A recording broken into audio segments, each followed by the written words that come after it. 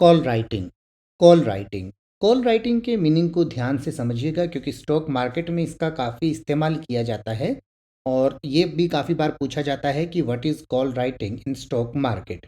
तो इसी का हम आज जवाब दे देते हैं। कॉल राइटिंग को पहले इंग्लिश में और हिंदी में साथ साथ समझ लेते हैं। Call writing means to create a contract or a deal to sell or buy an asset at an specified price on or before a specified date in the future।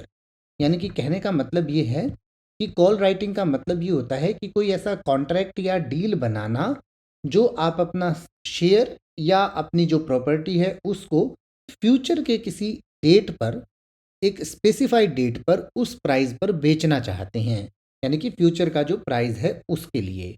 और जो भी इसके बाद है who writes a call is under an obligation and can be forced to sell or buy these asset at the strike price on the expiration date. यानी कि call की जो भी आपने डेट निर्धारित की है उस डेट पर, उस प्राइस पर आपको वो चीज़ खरीदने के लिए या बेचने के लिए बाध्य किया जा सकता है।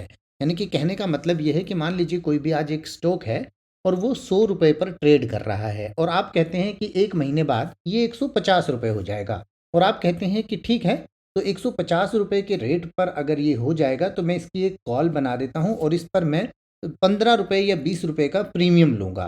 तो इसके बाद जो भी उस कॉल को खरीदना चाहता है वो 20 रुपये या 15 रुपये जो भी आपने प्रीमियम तय किया है उस रेट पर, वो प्रीमियम आपको देकर उस रेट पर उस डेट में वो शेयर खरीद सकता है। खरीदने वाले पर ये ऑब्लिगेशन नहीं है कि उसे खरीदना ही होगा, वो चाहे तो ना भी खरीदे, यानी कि जो सिर्फ प्रीमियम आपको दिया है वो देकर वो उस डील को क्लोज कर सकता है और वो कह सकता है कि मुझे नहीं खरीदना, सिर्फ मैं प्रीमियम पे करना चाहता हूँ। लेकिन आपके लिए ये जो कॉल राइटर है उसके लिए ये बेचना ज़रूरी होता है। अगर खरीदने वाला उसको चाहे तो जो भी उस टाइम रेट होगा उस रेट पर, एक्सपायरी डेट पर उसको खरीदना ही, उसको बेचना ही पड़ेगा। यानी कि कॉल राइटर के लिए बाध्यता है, कॉल खरीदने वाले के लिए बाध्यता नहीं। चैनल पे और भी वीडियोस हैं जिन्हें आप जाके देख सकते हैं। लाइक, शेयर और सब्सक्राइब करना बिल्कुल मत भूलिएगा।